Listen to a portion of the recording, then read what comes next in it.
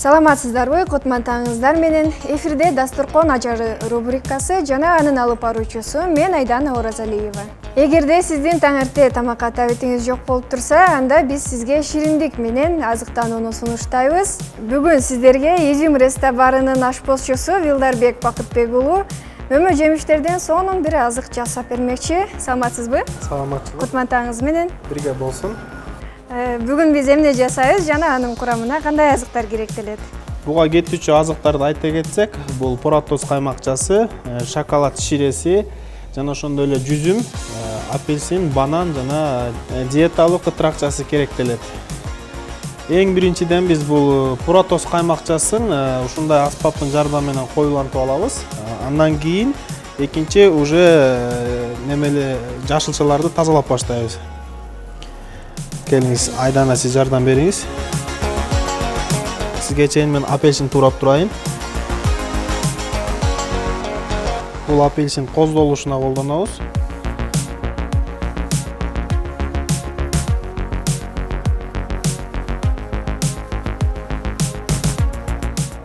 Жүзүмгө тазалап жардамдашып туруңуз. Бананды жукарак кесебиз. Себеби бананды бул кытракчанын ортосуна сливки, поратоз сливкиси менен чогуу шыктайбыз.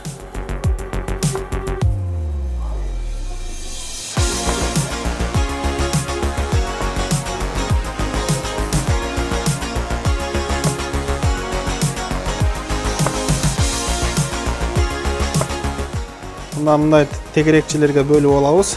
Андан кийинкибиз бул тарелканын ортосуна коюлтулган поратоз сливкисин кытракчанын астына сээп алабыз.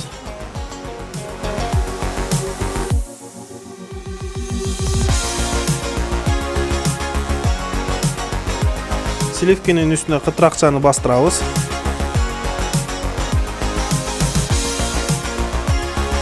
Үстүнө жука катмарда дагы бир жолу бастырабыз каймакчаны.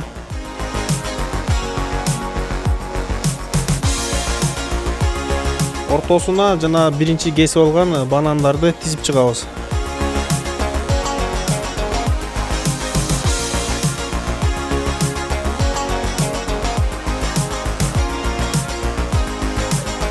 Банандын үстүнө дагы бир жолу жука катмарда поратоз каймакчасын кое беребиз.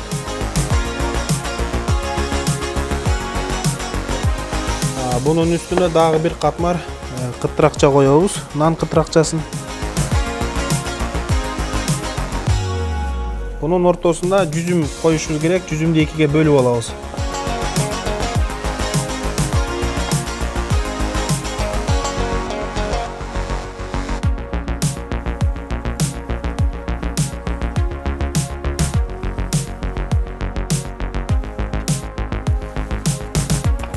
Кытракчанын үстүнө дагы бир катмар поратоз каймакчасын сүртөбүз.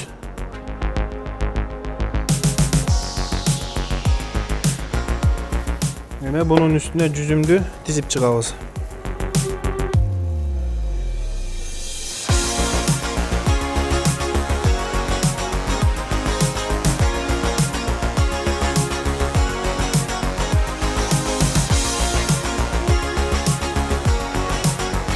Жүзүмдү түзүп бүткөн соң тарелкасын чекесин апельсин менен коздойбуз.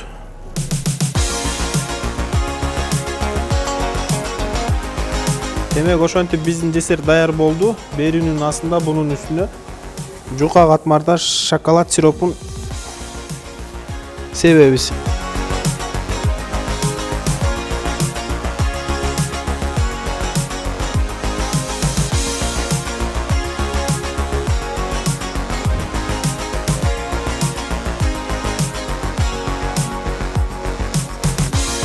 Ошентип биздин десерт даяр болду.